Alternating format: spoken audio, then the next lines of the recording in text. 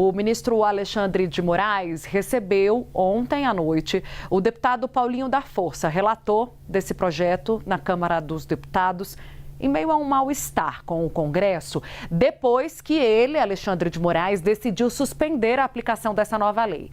Moraes teria, segundo eu apurei, defendido que a decisão teve como objetivo garantir segurança jurídica. Nada muito diferente do que vocês já tinham ouvido falar aqui nos nossos bastidores de ontem sobre o que foi feito, o que foi dado como explicação também ao presidente da Câmara dos Deputados por mensagem pelo Alexandre de Moraes.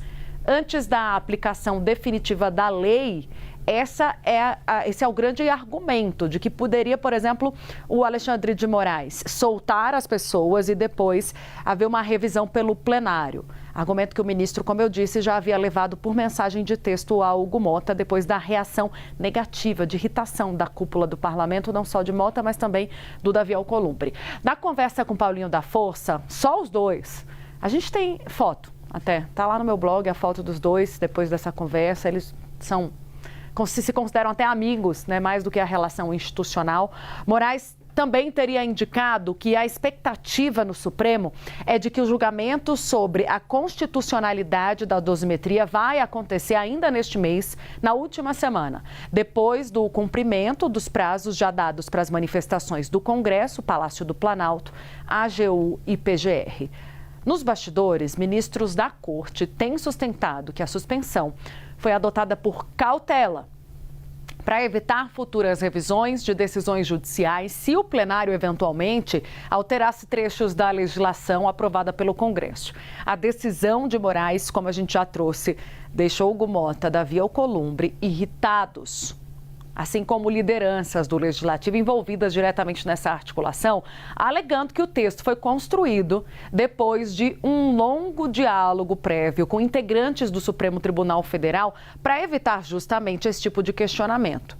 Diálogo esse que se estendeu também, Isabel Mega, ao gabinete do ministro Alexandre de Moraes. Se estendeu. E, com toda certeza, né, a gente vai ter aí um certo desafio para o plenário do Supremo Tribunal Federal e que envolve essa rusga dos poderes também em relação a esse tema, né, Tainá?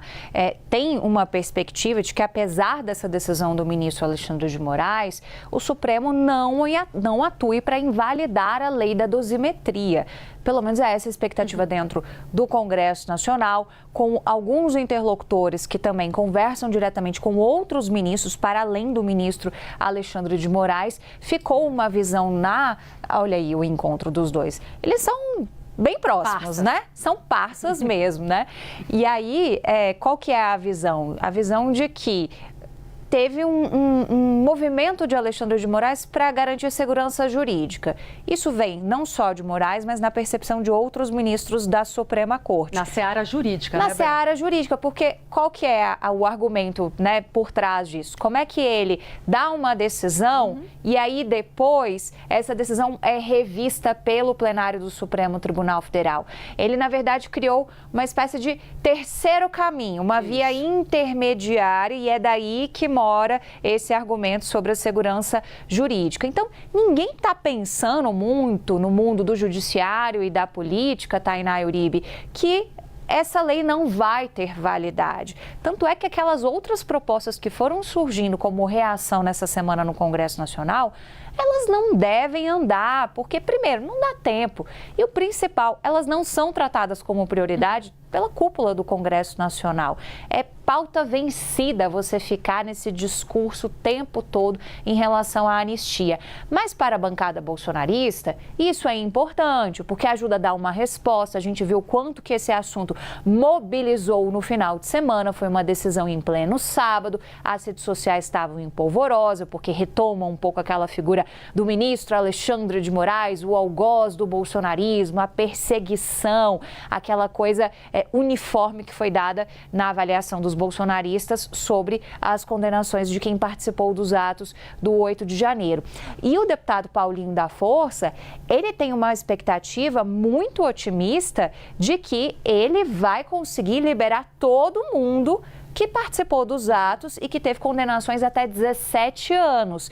Então, toda aquela a massa que estava ali na esplanada dos ministérios, que praticou aqueles atos de extremo vandalismo com o Palácio do Planalto, Supremo e Congresso Nacional, deve ser liberada, segundo o relator, a partir da validade da lei. E aí, para o ex-presidente Jair Bolsonaro e a ação da trama golpista, todos aqueles condenados, os cabeças, você vai ter um atenuante significativo da pena também. Muito, é isso Bel, o que ele diz. Né? Cai ali pelos cálculos do Paulinho e pelo que eu recebi, eles já fizeram até uma tabela ali, os advogados do Bolsonaro, pouco mais de 3 anos. 2 anos e 4 meses, segundo o Paulinho. Então, quase 3 dizendo. anos. É isso, vai cair muito. É muito.